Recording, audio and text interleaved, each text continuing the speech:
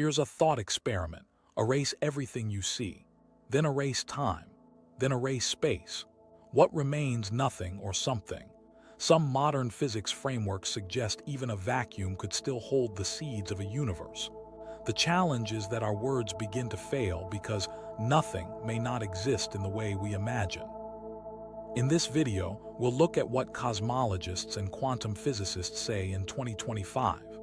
We'll move through the physics of empty space, the Big Bang, the Planck Epoch, dark energy and inflation, multiverse ideas, and what new telescopes reveal. To begin, we need to ask, what exactly do we mean when we picture nothing?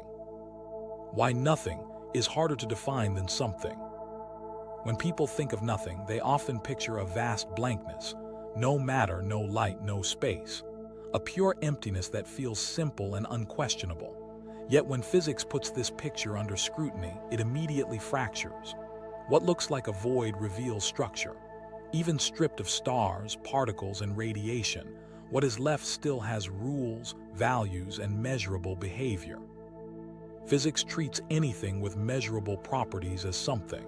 Philosophy defines absolute nothing as the absence of any properties, and that difference matters.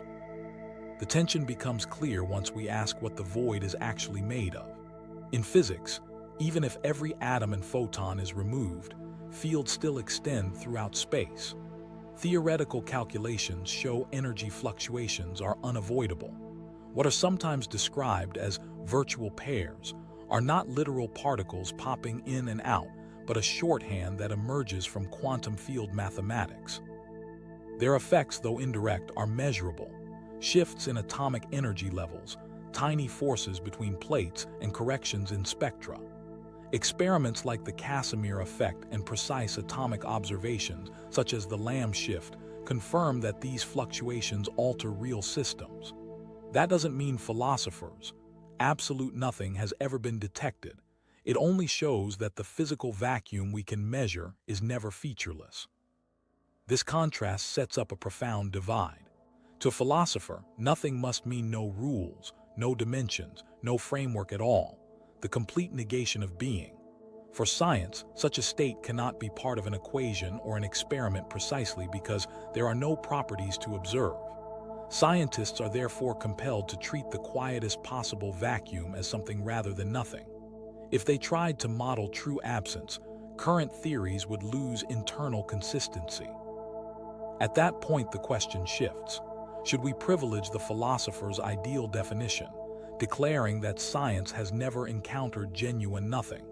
Or do we accept the physicist's working picture, in which even the most stripped-down environment is still active, still structured?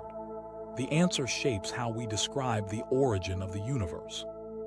A world beginning from philosophical nothing must arise from sheer absence without guidance of rules, while a universe beginning from a quantum vacuum means creation grows out of a background already seeded with possibilities. Evidence keeps nudging the discussion toward the latter. The Casimir effect between metal plates is not magic. It's the result of the vacuum's inherent fluctuations responding to boundaries. Likewise, the Lamb shift in hydrogen atoms shows that quantum fields alter energies, even when nothing real seems present. In both cases, experiments confirm a vacuum cannot be treated as truly empty. It may look quiet to the senses, but it still exerts pressure and carries energy. By 2025, this recognition has become sharper. New data from accelerators and telescopes consistently reinforce the idea that fields and fluctuations persist even when no matter is visible. Quantum mechanics itself enforces this. Removing all activity would contradict the uncertainty principle, which demands that no system can be perfectly still. If absolute rest were possible, the entire framework of modern physics would collapse. The universe offers no example of absolute nothing, only varying gradations of something. For cosmologists, this realization transforms the problem of origin. Instead of a leap from nothing to something, there is a transition from one version of something to another. What humans intuitively call nothing may simply be the most minimal state allowed by nature, already carrying the seeds of transformation. Language itself may trap us. Our mental world evolved as a world of objects and contrasts, where nothing is simply the absence of things. But the universe might never host a condition that matches this human abstraction. Nothing as absolute void could be an invention of thought rather than a physical state. This becomes especially pressing when describing how everything began. If one imagines the Big Bang erupting from true absence, the problem intensifies. What mechanism could activate within absolute lack? How could rules switch on where no rules previously existed? But if the Big Bang began from a quantum vacuum, then energy was present already, encoded in the fluctuations of that vacuum. In this frame, the cosmic birth is not impossible but expected under certain conditions. It doesn't solve the entire puzzle, but it reframes the leap. Matter arises from a background that never ceases to exist, not from a total void. The broader conclusion is that perhaps nothing, in the strict philosophical sense, has never existed at all. Every experiment to date points away from absolute emptiness and towards subtle fields that persist beneath appearances. Even space that looks unoccupied influences matter and light through quantum effects and gravity. If each probe we design continues to uncover residues of structure, then our idea of nothingness functions more as an abstract thought tool than as a real state of the universe. This leaves the modern paradox. We talk about creation out of nothing, yet the very notion of nothing seems unsupported by nature. Rather than a failure, this could clarify what the true puzzle is. The issue isn't how something emerged from sheer absence, but why the minimal background state, the quantum vacuum itself, exists in the first place. At present, that is where much of the scientific debate is focused, on the persistence and properties of the most basic form of something. As observations accumulate and theories adapt, the concept of absolute nothing keeps shrinking. Many researchers already argue it should be abandoned in physics altogether. True nothing belongs in philosophy, useful for thought experiments but not for scientific models. The message from the universe seems consistent. A stage of total absence is not part of its story. Instead, a restless groundwork, filled with uncertainty, energy, and fields, was always there, shaping what followed. And it is precisely when we turn to what followed that the stakes become highest. Because if the vacuum already carried energy, then the origin of our entire cosmos did not start with nothing. It began with a state that looked empty but was not. This sets up the central question history forces on us next. When that state transformed, what exactly triggered the beginning we now call the universe? The Big Bang and the first few seconds. If we trace the universe back to its earliest known state, the story leads us to what scientists call the Big Bang, about 13.8 billion years ago. The popular image of an explosion is misleading. It wasn't a fireball bursting into pre-existing space. Instead, it was the sudden expansion of space itself. That rapid expansion created conditions so dense and hot that ordinary comparisons fail. And although models describe mechanisms, such as inflation, exotic fields, or gravitational processes, the exact source of the energy that drove this expansion remains uncertain. Later, we'll see how concepts like inflation and dark energy like fields fit into these explanations. In those first fractions of a second, the universe was extraordinarily compressed. Forces we treat today as distinct, the strong, weak, and electromagnetic, were still united within one framework. Matter and radiation could hardly be distinguished. Everything existed as a turbulent, high-energy storm of fields. As space expanded, cooling set in, and that cooling determined the sequence of events that followed. At around 10.6 seconds, the universe went through a key transition. Quarks and gluons, which had moved freely in a plasma, began binding together to form heavier composite particles, protons and neutrons. This process, known as hadronization, was essential. Without it, no complex matter could have formed later.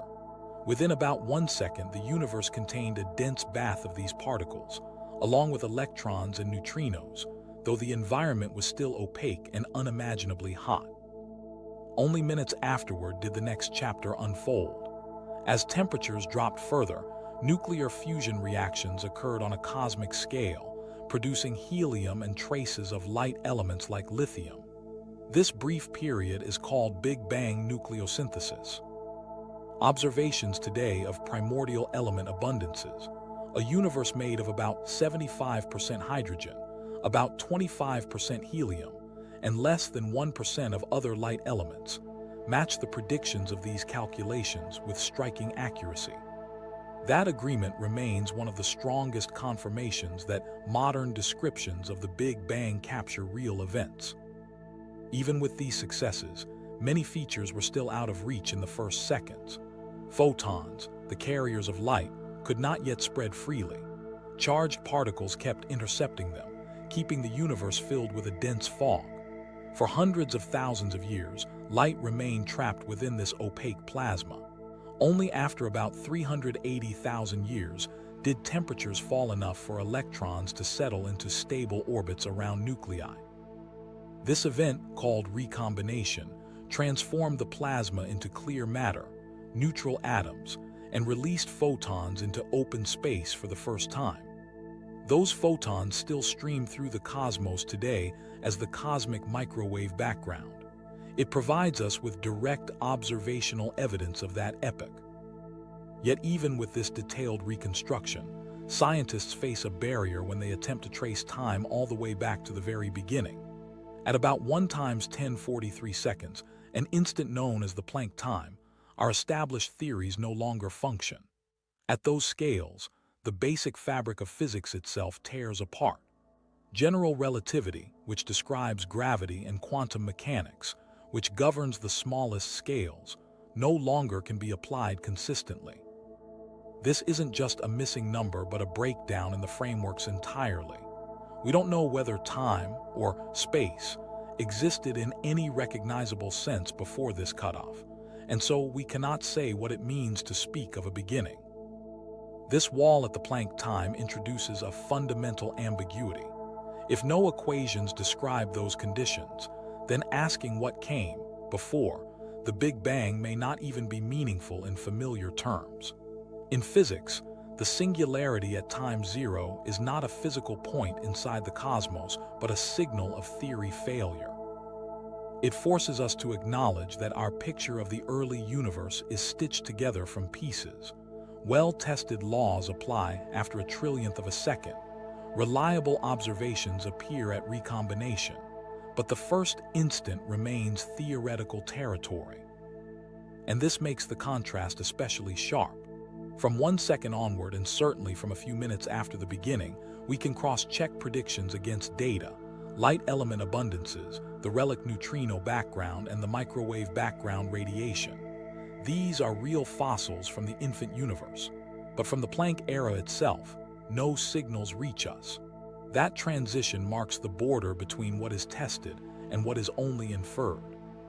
Rather than discouragement, most researchers treat this boundary as a guide. It defines the precise spot where new physics is needed, whether a quantum theory of gravity, a reformulation of space and time, or a framework still unknown. And because the boundary is so sharply drawn, it shapes how we think about origins. Was the Big Bang a true beginning, or the transformation of something older into a new phase? Perhaps time itself emerged in that process, leaving no before to point to. The first few seconds after the Big Bang remain the crucial period where theory and evidence intersect. Hadronization at 1/1,000,000th of a second, element formation within minutes, recombination after hundreds of thousands of years. Each step has a timing anchored in both equations and observations. But precisely because we can trace so much of this chain, the mystery of the missing starting point becomes sharper. The Planck time prevents us from extending the story all the way back and leaves us with the enduring question of what first conditions could have been. By the time the universe reached stability enough to permit light to travel freely, it already bore traces of processes we cannot observe directly. Those traces hint strongly that even the emptiness we imagine in its earliest state was not truly empty at all. Something unseen filled that environment, something subtle but active, that shaped the path of everything to come. And it is to the nature of that supposed emptiness that we now turn. Quantum fluctuations, the restless vacuum. What appears at first glance to be calm and empty space is, under the rules of quantum physics, anything but quiet. Quantum field theory predicts that even in the absence of matter and radiation, the vacuum supports unavoidable fluctuations. These fluctuations are not visible in the straightforward sense, yet they influence the behavior of particles and forces in measurable ways, revealing that empty space is an active component of reality rather than a neutral backdrop. This behavior is often described using the term quantum fluctuations. In simplified language, these are momentary disturbances in energy that exist because of the limits imposed by Heisenberg's uncertainty principle. Quantum uncertainty permits transient fluctuations in energy consistent with the energy-time trade-off. Those effects are described by quantum field theory and show up as measurable phenomena, though borrowing energy is only a heuristic and not literally what happens. This picture is sometimes illustrated with so-called virtual particles, but it is important to remember that this language is shorthand for complex calculations, not a claim that stable particles materialize and then vanish. The outcome is a restless vacuum where underlying fields never remain static. Fluctuations occur continuously, and though each is short-lived, together they contribute to physical effects across scales. These are subtle, but they can be tested. One laboratory scale demonstration is the Casimir effect, where two uncharged plates placed a small distance apart experience a measurable attraction explained only by differences in quantum fluctuations inside versus outside the gap. Another is the Lamb shift, a tiny but detectable change in hydrogen's energy levels that matches predictions of vacuum fluctuations. These effects confirm that what looks like nothing is subject to underlying dynamics. Physics requires these restless features for consistency. If the vacuum were truly empty, equations of quantum field theory would not match results we observe in experiments. With fluctuations accounted for, the theory explains why atomic transitions occur at the values we measure, and why interactions behave as they do. For that reason, the vacuum's dynamic structure is not a minor addition, but a central component of how matter and forces operate. The presence of this background activity also has cosmological importance. If quantum fluctuations pervade space, then early cosmic conditions could amplify them, turning minuscule variations into the large-scale structures observed today. Galaxies and clusters trace patterns seeded by quantum irregularities stretched across the universe's fabric. Yet while indispensable as sources of small variations, fluctuations do not on their own account for cosmic expansion. Fluctuations seed structure on top of inflationary expansion, but they don't by themselves explain the large-scale growth that requires an inflationary mechanism.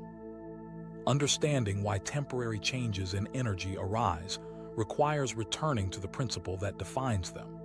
The uncertainty relationship between energy and time sets a fundamental limit. If the duration of an event is extremely short, the spread in permitted energy becomes correspondingly wide. This trade-off means the vacuum cannot achieve absolute stillness. A state with both exact energy and infinite duration is prohibited by nature's rules. Hence, fluctuations emerge as a basic consequence of the quantum framework itself, rather than an exotic extra assumption. This introduces the concept of zero-point energy, the baseline energy present even in the lowest possible vacuum state.